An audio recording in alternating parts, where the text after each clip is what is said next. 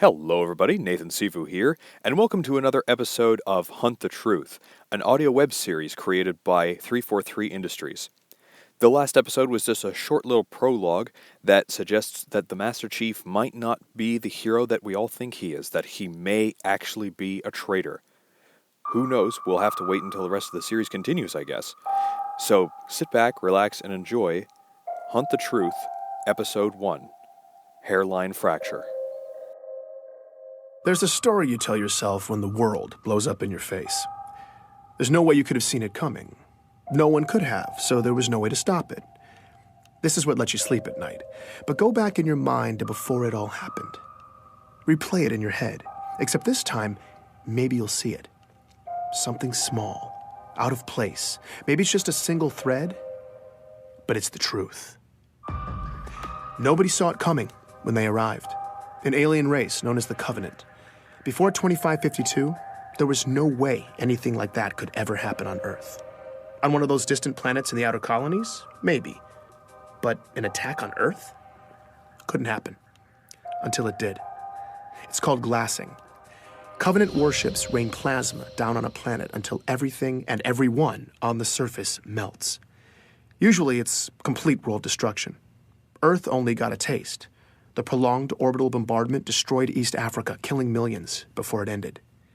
None of us were safe anymore. But something else happened that day, too. Or someone. You've heard the eyewitness accounts. Every skeptic has seen the footage. I was there, and yet still to this day, it's unbelievable. A massive man in green armor appeared seemingly out of nowhere in New Mombasa, performed superhuman feats to single-handedly repel a global invasion and then disappeared? This was the Master Chief. The Unified Earth Government's military body, the UNSC, eventually released a statement. Who he is, where he came from, and that he's continuing to keep us safe. And that was that. But who is the Master Chief? Where did he come from? Is he continuing to keep us safe? I'm Benjamin Giroux, and this is Hunt the Truth. For all us cosmopolitan Earth types who don't venture into the far reaches of space, there's a planet way out in the Outer Colonies called Eridanus II. If you're thinking of visiting, don't bother. It was catastrophically glassed in a Covenant attack in 2530.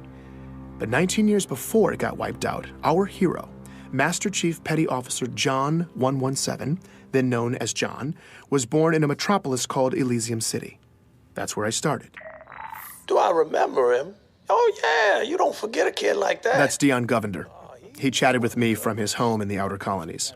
Dion's retired now, but years ago he taught John at Elysium City Primary Education Facility number 119. Apparently schools in the Outer Colonies don't have the catchiest names. John was something else. He was sharp and quick, always evaluating the situation. Other kids just gravitated to him, you know? Dion seemed most excited to talk about John's athletic ability. The kids used to play King of the Hill after school. You know, the old game where you wrestle and push each other to try to be the last man standing. I would walk by sometimes, see him playing after school, you know, and without fail, I swear, it was always John standing alone at the top of that hill. Right. Every single day. Yeah. Matter of fact, I think the other kids ended up fighting for who got to be king halfway up the hill, because nobody was messing with John. I definitely remember John. You're going way... That's Ellie Bloom, another lifelong resident of the Outer Colonies.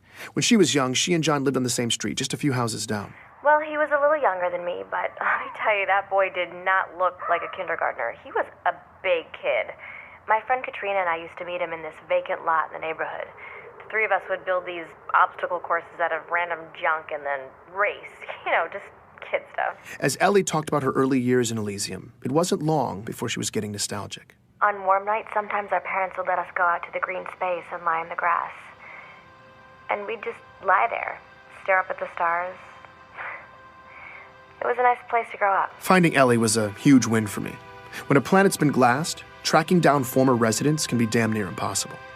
Any records kept locally, paper, hardened data storage, even human memories, after a full-scale glassing, they're just gone.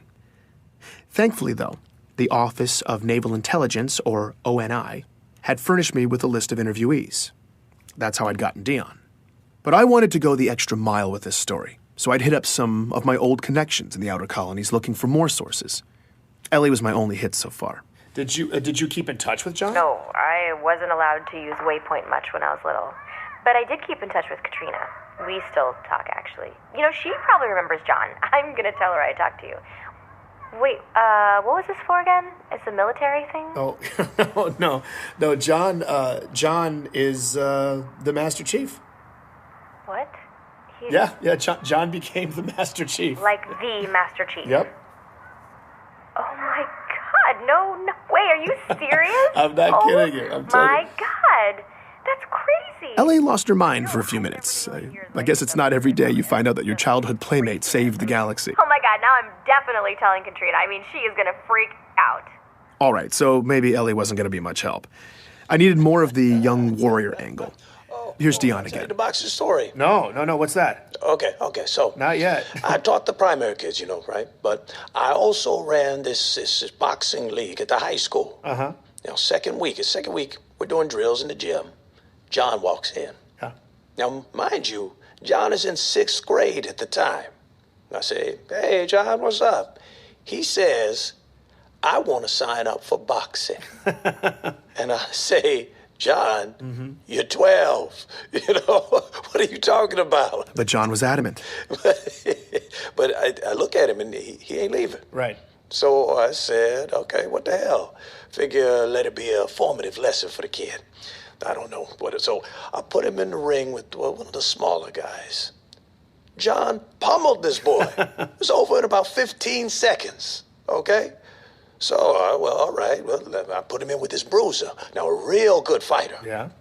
Okay? Good fighter. 2 punches. John laid him out. 12 years old. I liked talking to Dion. He was warm and funny in that grandfatherly memory lane kind of way.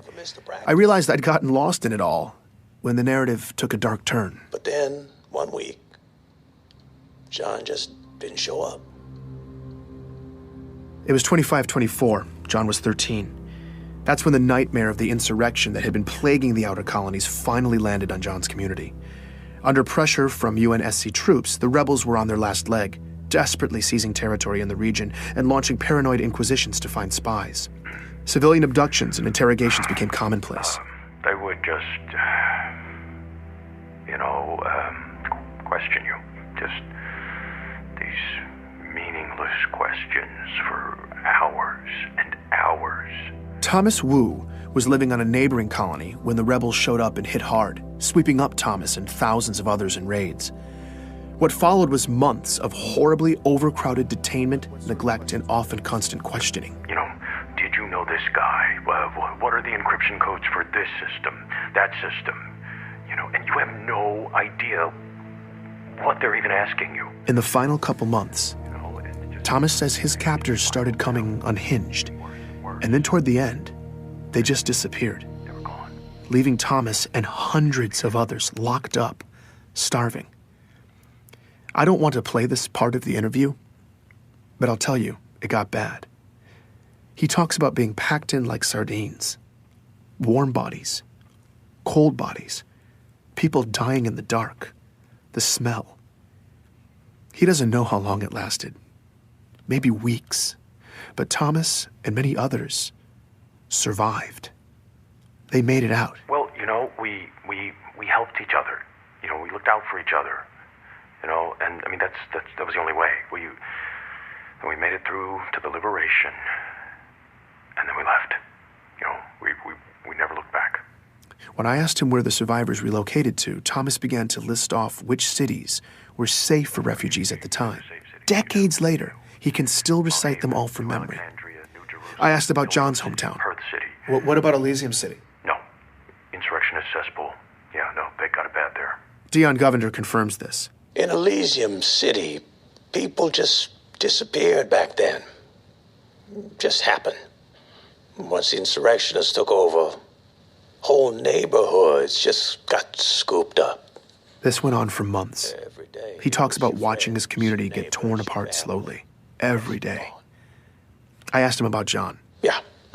Him and his parents. Sean missed the first practice and the last one. Back then, it seemed like everybody had... I'm sorry. No, it's fine. Take your time. It was hard watching Dion break down like this. He just looked defeated. These kinds of interviews are brutal. I wanted to comfort him, but it just felt condescending. Like I have any idea what it was like for him. So we were quiet for a bit. Before we ended, though, he said this. I think that if anything good can be said to have come from all of this, it's that everyone who went through it can know that their struggle wasn't for nothing. When you have a young man who can rise up from something like this and do what John has done, he honors all of us.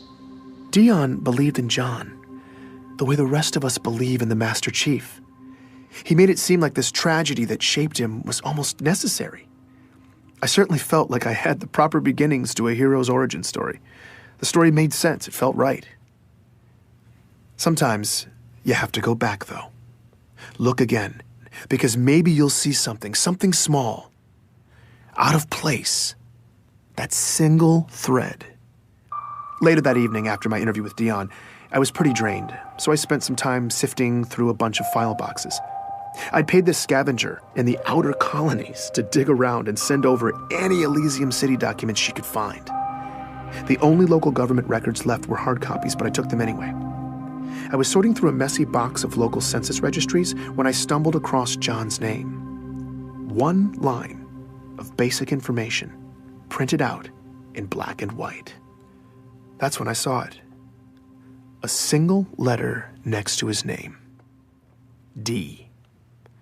I was staring at an official document that said quite plainly that in 2517, John died at 6 years old. Please join me for the next episode of Hunt the Truth.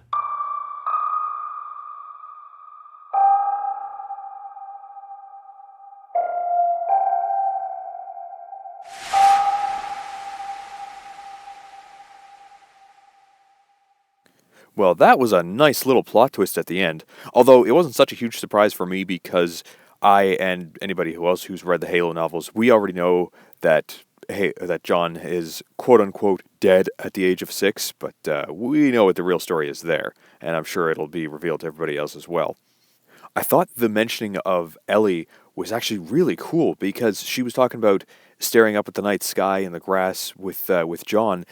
And that's referring to that beginning part in that Halo 3 trailer. I believe the trailer was called Starry Night. So that's kind of cool. They've made that part of the story now, and I really like that. And I'm really looking forward to seeing what else this series is going to have to offer. So that is it for this episode. If you liked this video, then comment, subscribe, like, and of course share it on your favorite social network. If you'd like to check out the playlists on my channel, you'll see that I have a bunch of Let's Play videos. Go ahead and check those out. I will see you in the next game. Do some more ground things.